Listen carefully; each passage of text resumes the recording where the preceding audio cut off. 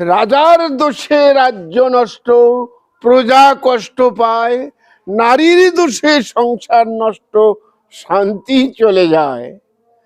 সংসার সুখের হয় রমণীর গুণে, গুণমান পতি যদি থাকে তার শনে। তাই তাই সংসার বাসনায় সিদ্ধি লাভ করতে হলে উভয়ের পরামর্শ মোতাবেক কাজ করতে হবে। নারী নারী তোমার মন বোঝা এবারের বিজয়ের চেয়ে অনেক কঠিন। তুমি তুমি যদি সংসারে প্রকৃত ভালোবাসায় আকৃষ্ট হয়ে স্বামীর দুঃখ কষ্ট বুঝতে না পারো, তাহলে তো সংসার জীবনে কোনো সুখ আসবে না।